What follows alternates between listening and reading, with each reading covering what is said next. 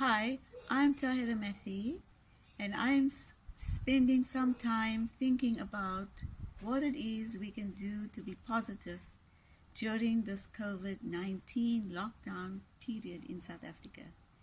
And these are some of my thoughts on this issue for now.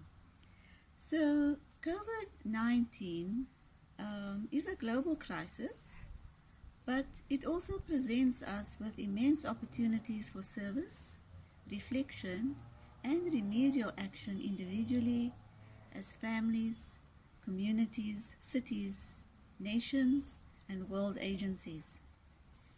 I will focus on what we may wish to consider as individuals and families during this lockdown time, when the wakeful hours of a day are quite long and we are in a confined space in our home property. This can be a testing time for all of us at home, and levels of patience are likely to vary depending on individual circumstances. So more than ever now, we need to be reminded that we are spiritual beings in a material world. We are all on a path to the Supreme Creator, our God. Our true purpose in life is to grow closer to God, and the best way to do this is to serve humanity, the ones God created.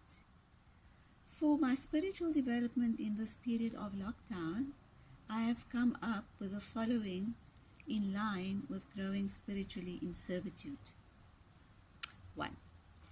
I would wake up early every morning, refresh myself, and pray for the world, myself, and my family. 2. I would read the holy Baha'i writings on the soul and its progress. Too often in this world, there's an emphasis on material development, and so I'm really appreciating the time to do this. 3. To reflect throughout the day on what I have read about the soul. I sit in my garden, as you see now, very thankful to have one, and pay attention to the creative word of God. 4. I established a routine for the 21-day lockdown period. There's a breakfast period, and then there's a working time for me and the others working from home. We all seem to choose the slots that work for us. We want to be ethical and faithful to our work partners. This accountability is very important. Hence, daily work times are scheduled, and we encourage each other in the level of creativity and the productivity that is accomplished. The level of self-discipline in this regard has improved daily, and it makes us feel good. 5. We've actually gotten into group yoga. Each day at a scheduled time for 30 minutes, we have our yoga slot. It is great for body, mind, and soul. We've been joining a lady called Adrian, and we really like and appreciate her style. And of course, we like her dog Benji too. 6. I found being close to nature in this time very useful. Every day, my daughter, Vida, and a student friend, Nompilo, who had to vacate the university premises, came to stay at our home as our special guest. And so we spend time daily in the garden and other spaces in the home. This closeness to the earth is beautiful, and my daughter Vida has been commenting about how great it is to feel the soil on her hands. We have prepared nourishing soil. We have found all sorts of containers and found many seeds to plant. To date, we have planted sweet potatoes, cherries, custard apple, gooseberries, cucumber, carrots, brinjal, and lots of flower seeds. These group gardening sessions have been very, very uplifting. And of course, we've done some de-weeding, and we've learned how to do water-wise gardening as well. 7. Spiritual study session. For at least 1 hour each day, we have studied one book in the Baha'i sequence of Ruby Books, which has its focus on the life of the soul, children's classes, devotional gatherings, the twin manifestations of God, namely the Bab and Baha'u'llah, and the Covenant, amongst others. We focus on Book 6. This study group in the home has been a great source of joy and upliftment, and it is aligned to our true purpose in this world.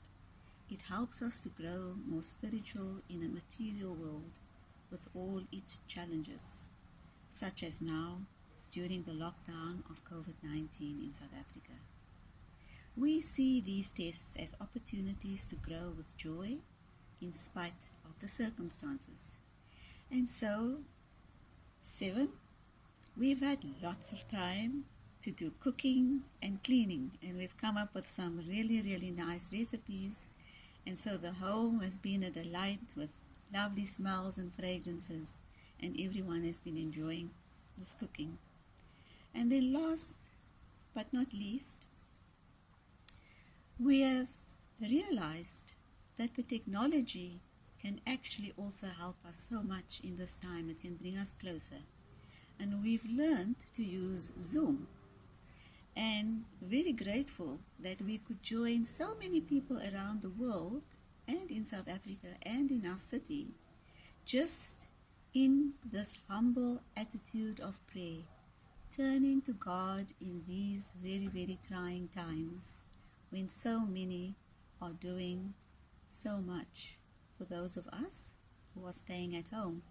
And so we are appreciative for the technology such as Zoom, because it has brought us in the best possible way together. It has kept us spiritually focused in an otherwise very difficult and challenging time. So I hope these few thoughts will be inspiring, and we certainly have found it very useful to apply some of these practical ways of getting through the lockdown period. Peace and blessings. Be well. Tahirih.